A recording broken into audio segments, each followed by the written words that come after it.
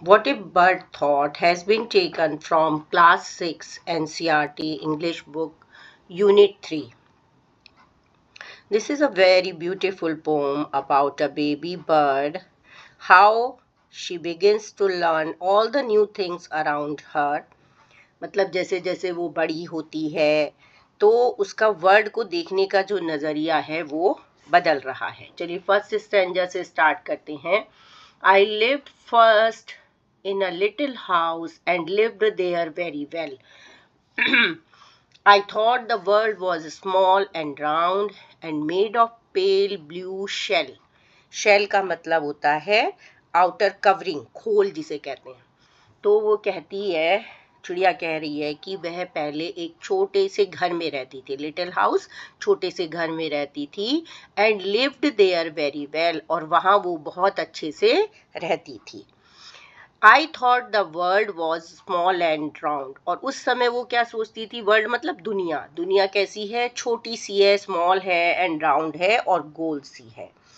तो और कैसी है? And made of pale blue shell, और उस किस चीज की बनी हुई है? पेल का मतलब वैसे तो पीला होता है, बट यहाँ पर है लाइट, हल्के ब्लू शेल की, मतलब कवर की बनी हुई है. मतलब वो जो अपने मदर के उसमें एग में रहती थी ना, एग शेल में रहती थी. तो कौन सा घर था उसका? Egg shell. तो उसमें घर रहती थी, तो उसको लगता था कि यही दुनिया है, ये जो छोटा सा एग शेल है वो ही उसका घर है. I lived next in a little nest, nor indeed any other. I thought the world was made of straw and feathered by my mother. तो नेक्स्ट मतलब उसके बाद वो कहाँ लिखी? अंडे से निकलने के बाद she lived in a little nest, एक छोटे से घोंसले में वो रहने लगी. तो वो कहती है नॉर नीडेड एनी अदर, और उसे किसी और चीज की जरूरत नहीं थी. I thought the word was made of straw. Straw का मतलब होता है कि तिनके, जो घास के सूखे हुए तिनके होते हैं ना वो. तो कहती है कि उस समय मैं सोचती थी, थॉट मतलब सोचती थी, कि दुनिया जो है किसकी बनी हुई है? स्ट्रॉ की, छोटे छोटे घास के तिनकों से बनी हुई है, क्योंकि जो घोंसला होता है चिड़िया उसी से बनाती है ना. And feathered by mother, my mother. तो फेदर्ड का मतलब होता है जो उसके फेदर्स होते हैं, पंख होते हैं चिड़िया, उसके नीचे वो अपने बच्चे को छुपा कर रखती है. तो वो कहती है कि यहाँ पर उसकी माँ अपने पंखों के नीचे मुझे छुपा कर रखती थी. Third paragraph is one day I fluttered from my nest. Fluttered का मतलब होता है फड़फड़ाना, मतलब उड़ गई. To see what I could find, I said the world is made of leaves, I have been very blind. अब चिड़िया क्या कहती है? जब वो थोड़ी और बड़ी हुई तो वो अपने घोंसले से उड़ जाती है. तो ये देखने के लिए, to see what I could find, ये देखने के लिए कि वह वहां पर और क्या उसको देखने के लिए मिलता है. आई said the world is made of leaves. अब वो घोंसले से उड़कर पेड़ पर आ जाती है, तो अपने चारों तरफ क्या देखती है? पत्तियां. तो वो क्या कहती है अब? कि मुझे लगता है कि दुनिया पत्तियों से बनी हुई है. I have been very blind, और मैं अभी तक जो है अंधी थी, या मतलब मैं देख ही नहीं पाई कि दुनिया पत्तियों से बनी हुई है. क्योंकि पहले तो वो माँ के उसमें थी, एग शेल में थी, फिर उसके बाद वो नेस्ट में रहने लगी, अपने घोंसले में. अब वो नेस्ट से, घोंसले से निकलकर पेड़ पर आती है, तो उसको लगता है कि मैं तो पहले गलत थी, मैं कुछ देख ही नहीं पाई, दुनिया जो है पत्तियों से बनी हुई है. At length I flew beyond the tree. तो अब क्या होता है? एट लेंथ मतलब जब मैं और बड़ी हो गई, है ना, थोड़ी और बड़ी हो गई, जब उसके पंख बड़े हो गए. आई फ्लू बियॉन्ड दैट ट्री, तो मैं उस पेड़ से बाहर, दूर उड़ गई, है ना, उस पेड़ से और दूर उड़ गई. एट लेंथ मतलब जब उसके पंख बड़े हो गए, जब वो खुद बड़ी हो गई, तो आई फ्लू, मैं उड़ गई, बियॉन्ड दैट ट्री, उस पेड़ से दूर. Quite fit for grown up labours. अब मैं फिट हूँ, या मतलब पूरी तरह तैयार हूँ. ग्रोन अप्स मतलब बड़े लोगों की तरह. अब मैं पूरी तरह तैयार हूँ बड़े बड़े लोगों की तरह काम करने के लिए.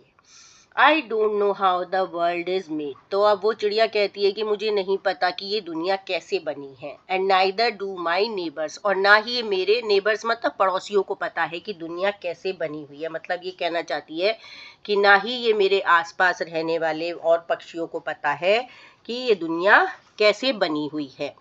तो ये एक बहुत ही अच्छी सुंदर सी पोयम है। तो इन सब लाइंस में पोएट एक नन्हे से पक्षी की इनोसेंस का वर्णन कर रहा है कि जैसे जैसे पक्षी बड़ा होता जाता है, वह अपने जो घोंसले से जब वो धीरे धीरे बाहर निकलता है और पेड़ की सीमा को पार करके बाहर की विशाल दुनिया में कदम रखता है, तो उसे क्या लगता है कि अब वो बड़ा हो गया है। लेकिन दुनिया की विशालता को देखकर उसे यह एहसास होता है कि कोई नहीं जानता कि ये दुनिया वास्तव में बनी कैसे है।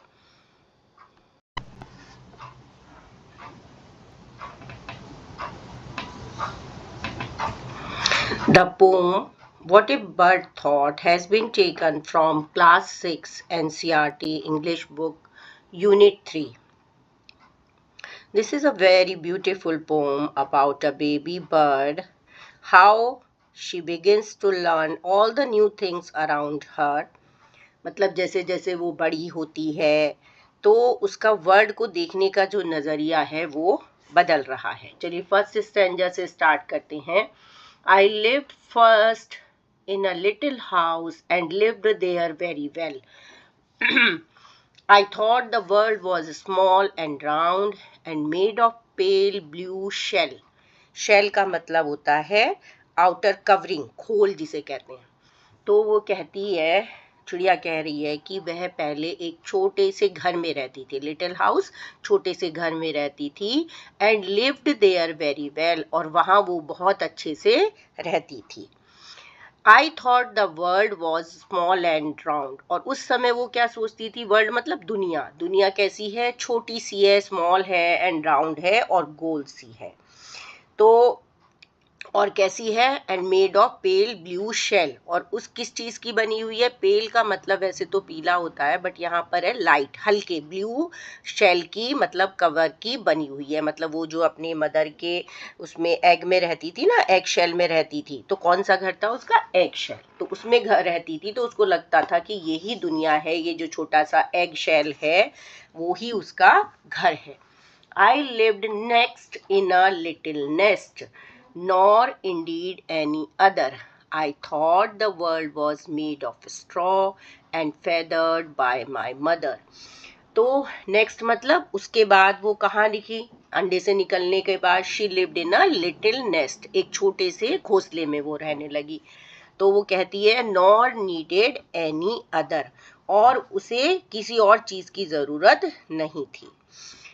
आई thought the word was made of straw, straw का मतलब होता है कि तिनके, जो घास के सूखे हुए तिनके होते हैं ना वो। तो कहती है कि उस समय मैं सोचती थी, थॉट मतलब सोचती थी, कि दुनिया जो है किसकी बनी हुई है, स्ट्रॉ की, छोटे छोटे घास के तिनकों से बनी हुई है, क्योंकि जो घोंसला होता है चिड़िया उसी से बनाती है ना। And feathered by mother, my mother, तो फेदर्ड का मतलब होता है जो उसके फेदर्स होते हैं, पंख होते हैं चिड़िया, उसके नीचे वो अपने बच्चे को छुपा कर रखती है। तो वो कहती है कि यहाँ पर उसकी माँ अपने पंखों के नीचे मुझे छुपा कर रखती थी। Third paragraph is one day I fluttered from my nest, fluttered का मतलब होता है फड़फड़ाना, मतलब उड़ गई।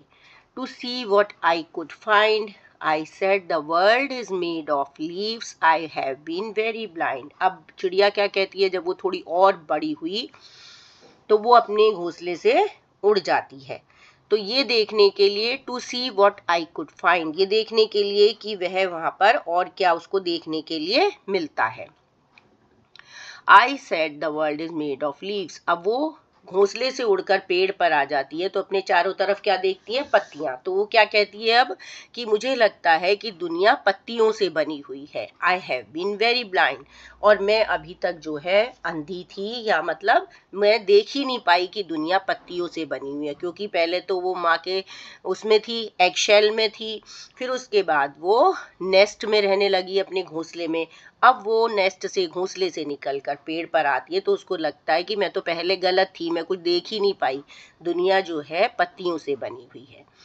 Eight length I flew beyond the tree, तो अब क्या होता है, एट लेंथ मतलब जब मैं और बड़ी हो गई, है ना, थोड़ी और बड़ी हो गई, जब उसके पंख बड़े हो गए, आई फ्लू बियॉन्ड दैट ट्री, तो मैं उस पेड़ से बाहर दूर उड़ गई, है ना, उस पेड़ से और दूर उड़ गई। एट लेंथ मतलब जब उसके पंख बड़े हो गए, जब वो खुद बड़ी हो गई, तो आई फ्लू, मैं उड़ गई, बियॉन्ड दैट ट्री, उस पेड़ से दूर।